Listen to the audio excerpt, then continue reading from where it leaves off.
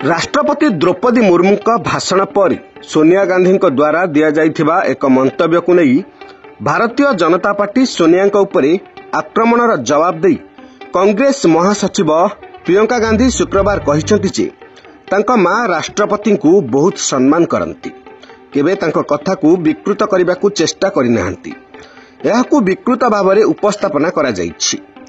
सोनिया गांधी राष्ट्रपति विषय में यह कही संसद परिसर में सांबादिक माने सोनिया गांधी को एक प्रश्न पचारिबा समय से राष्ट्रपति को जड़े पुअर लेडी बोली कही से आहुरी कही जे तांका भाषण शेष सुधा से क्लांत हो जाइथिले एवं कहिबारे असुविधा हेउथुला।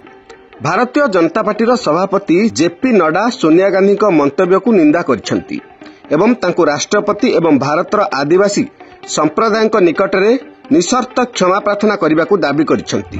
विकृत वक्तव्य संसद परिसर में प्रियंका गांधी कही से केवल एतिकी कही जे राष्ट्रपति एते लंबा भाषण पढ़ी थकी जाइथिबे से महिला मानकु बहुत सम्मान करती गणमाध्यम एहाकू विकृत करिछि यह अत्यंत दुर्भाग्यजनक।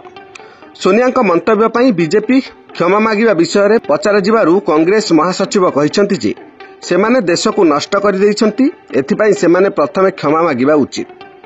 राष्ट्रपति अभिभाषण उपरे सोनिया विवृत्ति उपरे प्रतिक्रिया प्रकाश करी राष्ट्रपति भवन एहार विवृत्ति रे कहिछि जे कांग्रेस दलर किछि नेतांक मंतव्य द्वारा एही शीर्ष पदवीर मर्यादा आघात पाइछि। जेकोसी परिस्थिति रे एपरि मंतव्य दुर्भाग्यजनक एवं संपूर्ण भाव में एड़ाई दिया जाई परिबो।